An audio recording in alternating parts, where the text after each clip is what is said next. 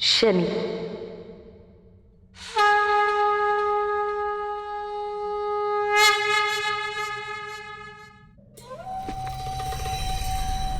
ऐसी क्या शक्ति है वो? देवराज होने के पश्चात मैं उसका दंड हिला नहीं पाया। क्यों? क्योंकि इंद्रदेव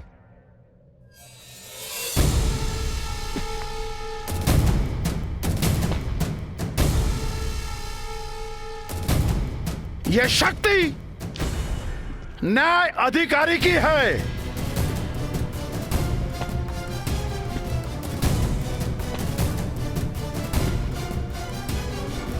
और स्पष्ट है कि असुरों पे किए गए अन्याय के कारण न्याय देवों के नहीं हमारी ओर है। अच्छा, और इस विश्वास का कारण? अभी ज्ञात हो जाएगा।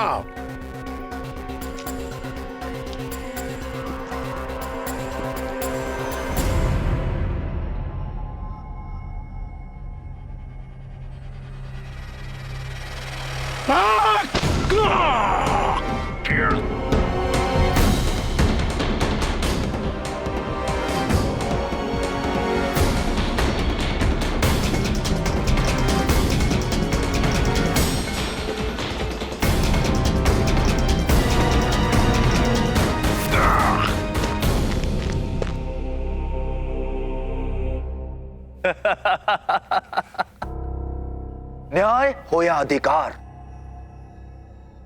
केवल शक्तिशाली के पक्ष में होता है शुक्राचार्य। दुर्बल को न्याय का कोई अधिकार नहीं। तो तुम दैत्यों की शक्ति को ललकार रहे हो? नहीं शुक्राचार्य, कदापि नहीं। मैं तो केवल तुम्हारी दुर्बलता का उपहास उड़ा रहा हूं। ना ही आज तक तुम हमसे कोई युद्ध जीत पाए और ना ही इस दंड को उठा पाने के द्वंद्व में। तो अभी शक्ति का निर्णय कर लेते हैं।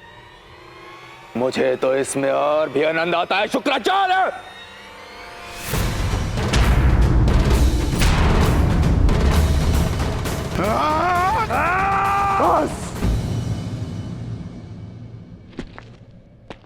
बस कीजिए आप दोनों।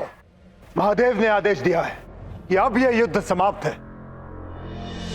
तो क्यों कोपित करते हो उन्हें? यदि कोई शक्ति आनी है तो उसकी प्रतीक्षा कीजिए। जब न्याय अन्याय करने के बीच अंतर करना आप दोनों के हाथों में है ही नहीं, तो क्यों करते हो दोनों? तो क्या हम देवता अत्याचार करते हैं? मैं केवल इतना ही कहना चाहता हूं देव, जब महादेव ने न्याय के निर्णय करने का अधिकार किसी शक्ति के हाथों सौंप दिया है, तो हम कौन होते हैं उन्हें चुनौती देने वाले? उचित यही होगा कि उस शक्ति को अपना उत्तरदायित्व निभाने दे, और आप सब अपना अपना उत्तरदायित्व निभाएं। प्रणिपात।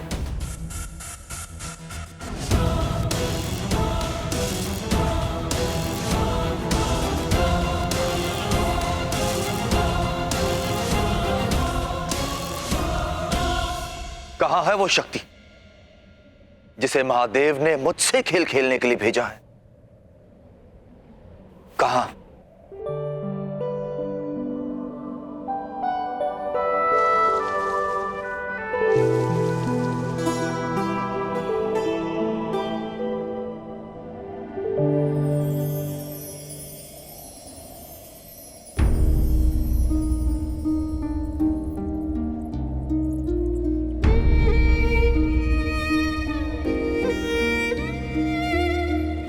मेरी अनुपस्थिति में तुम्हें मेरे उत्तरदायित्व निभाने होंगे। यम और यमी को इनकी माता की कमी अनुभव मत होने देना।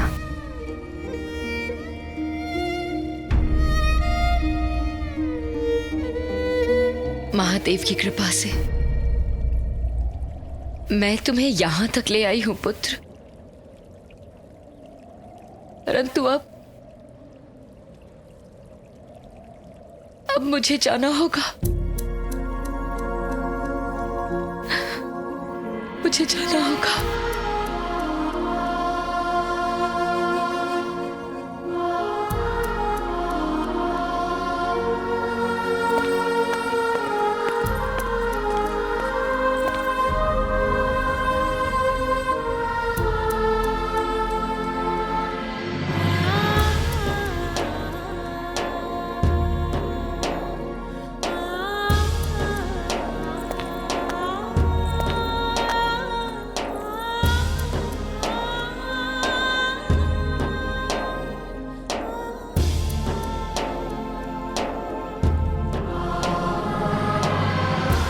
क्षमा करना महादेव, परंतु एक माँ अपनी संतान को महादेव के सहारे भी नहीं छोड़ सकती।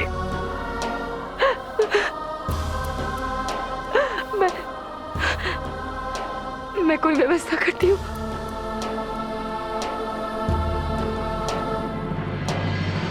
पुत्र, भले ही तुम्हें अपने पिता की छाया से दूर रहना है,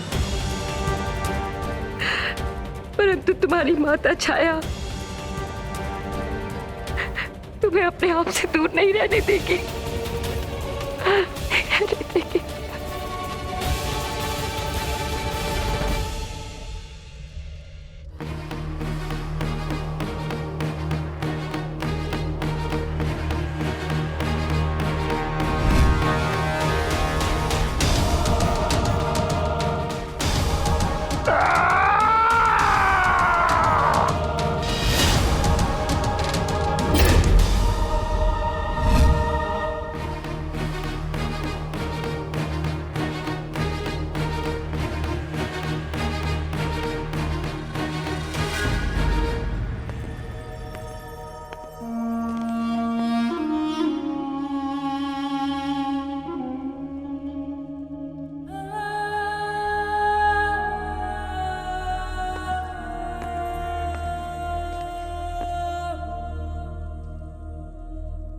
छोड़ आई उसे यहां से दूर। परंतु कहां, ये जानना नहीं चाहेंगे देव? नहीं,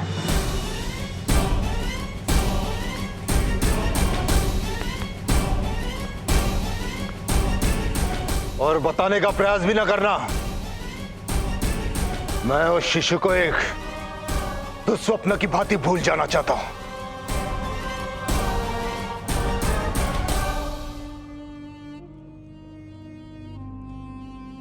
जब एक माता अपने संतान को खिला रही हो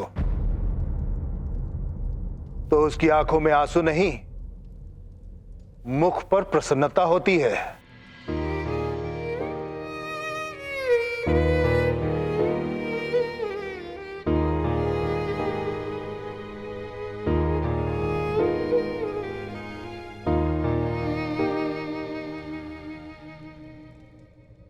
मुख पर अपनी 2 संतानों के समीप होने की संतुष्टि है देव, परंतु अनेक प्रयास करने पर भी अपनी एक संतान से दूर होने का दुख मेरी आंखों से आंसू बनकर निकल ही जाता है। अब तो क्रोध शांत कीजिए देव। दुनिया को अपनी किरणों से सुख देने वाले सूर्य देव, क्या अपने ही अंश को कष्ट देके आपके आदेश से मैं उसे अकेला छोड़ आई हूं, पर वो कैसे जिएगा देव? पुष्प अपनी जड़ से अलग होकर कैसे खिल सकता है?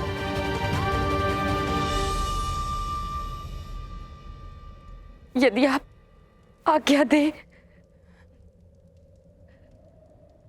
तो क्या हम उसे यहाँ? बात संज्ञा, और पुनः यह प्रश्न ना पूछना। उस शिशु का स्मरण करते ही मुझे कष्ट होता है, और एक पत्नी को ऐसा कोई कर्म नहीं करना चाहिए जिससे उसके पति को कष्ट पहुंचे। परंतु एक माता होने के नाते अपनी संतान के प्रति भी मेरे कुछ कर्तव्य है। अपने पुत्र से दूर रहकर मेरा हृदय जलता है। क्या आपको कोई कष्ट नहीं होता? वो जितना मेरा उतना आपका भी अंश है।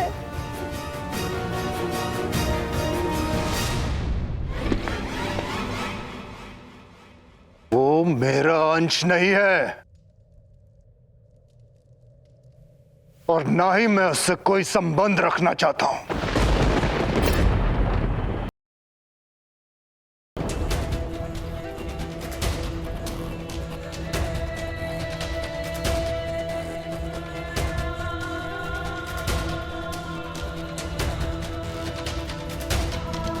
चलिए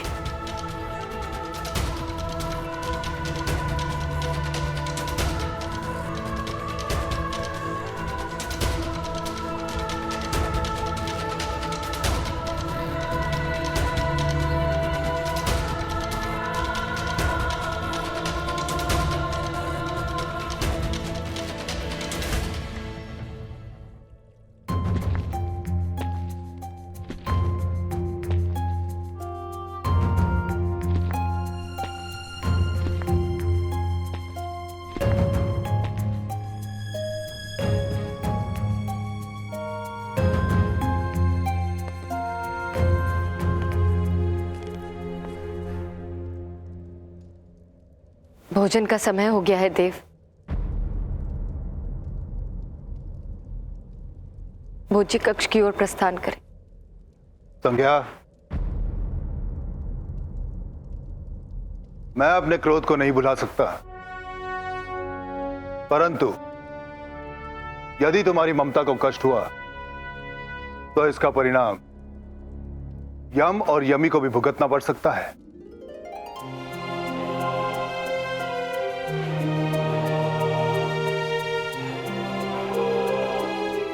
अर्थात क्या मैं उसे यहाँ? नहीं, वो यहां कभी नहीं आएगा।